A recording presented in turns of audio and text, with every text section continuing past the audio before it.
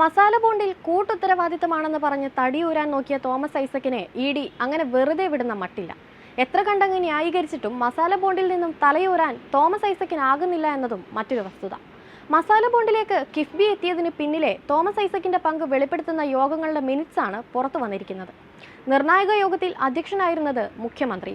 KIIFB masala bond കേസിൽ മുൻ ധനകാര്യമന്ത്രി തോമസ് ഐസക്കിനെതിരെ തെളിവുകൾ പുറത്തുവിട്ട് എൻഫോഴ്സ്മെന്റ് ഡയറക്ടറേറ്റ് രംഗത്ത് വരുമ്പോൾ ഒരു കാര്യം വ്യക്തമാണ്.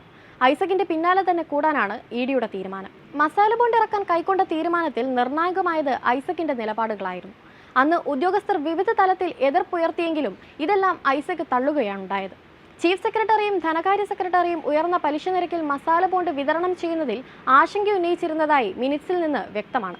എന്നാൽ അന്ന് ധനകാര്യമന്ത്രിയായിരുന്ന തോമസ് ഐസക് മസാല ബോണ്ടുമായി മുന്നോട്ടു പോകുന്നതാണ് അഭികാമ്യമെന്ന് അഭിപ്രായപ്പെടുകയായിരുന്നു. പലിശ നിരക്ക് ഉയർന്നു നിൽക്കുകയാണെങ്കിലും അന്താരാഷ്ട്ര വിപണിയിലേക്ക് കടക്കാൻ കിട്ടുന്ന സാഹചര്യം പ്രയോജനപ്പെടുത്തണമെന്നായിരുന്നു തോമസ് ഐസക്കിന്റെ വാദം. മസാല ബോണ്ട് ഇറക്കുന്നത് സംബന്ധിച്ച അന്നത്തെ ചർച്ച അവസാനിപ്പിച്ചുകൊണ്ടുള്ള അദ്ദേഹത്തിന്റെ ഈ നിർദ്ദേശമാണ് ഇ.ഡി. തെളിവായി മുന്നോട്ട് വെച്ചിരിക്കുന്നത്.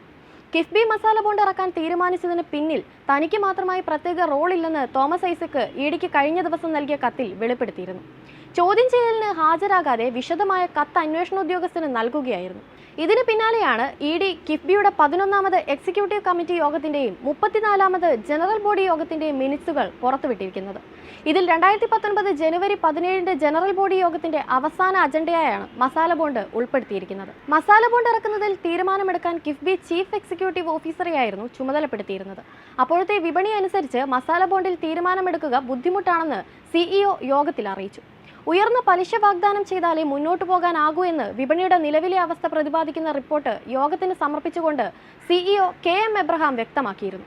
ഇതിന് പിന്നാലെ അന്നത്തെ ധനകാര്യ സെക്രട്ടറി മനോജ് ജോഷി ആശങ്ക ഉന്നയിക്കുകയും ചെയ്തു. ആഭ്യന്തര കടപ്പത്ര വിപണിയേക്കാൾ വിദേശ പലിശ നിരക്ക് താഴ്ന്നു നിൽക്കുമ്പോൾ എന്തിനാണ് മസാല ബോണ്ട് ഇറക്കുന്നതെന്ന് അന്നത്തെ ചീഫ് സെക്രട്ടറി ടോം ജോസും ചോദിക്കുന്നുണ്ട്. മികച്ച ക്രെഡിറ്റ് റേറ്റുള്ള സ്ഥാപനങ്ങൾക്ക് വരെ ഉയർന്ന പലിശയാണ് കടപ്പത്രത്തിന് വാഗ്ദാനമായി ലഭിക്കുന്നത് എന്നതിനാൽ മസാല ബോണ്ടിനും നല്ലൊരു വാഗ്ദാനം ലഭിക്കാൻ ബുദ്ധിമുട്ടാകുമെന്ന് കിഫ്ബി ബോർഡ് അംഗമായ പ്രൊഫസർ സുശീൽ ഖന്ന ചൂണ്ടിക്കാട്ടി. വിപണി മെച്ചപ്പെട്ടു നിൽക്കുമ്പോൾ മസാല ബോണ്ടിലേക്ക് പോകുന്നതായിരിക്കും നല്ലതെന്ന് മറ്റൊരംഗമായ ജെ.എൻ. ഗുപ്തയും ചൂണ്ടിക്കാട്ടിയിരുന്നു. ഇതിനെല്ലാം ഒടുവിൽ യോഗത്തിന്റെ മിനിറ്റ്സിന് 2019 ജനുവരി 28 മുഖ്യമന്ത്രി പിണറായി വിജയനാണ് അംഗീകാരം നൽകിയത്.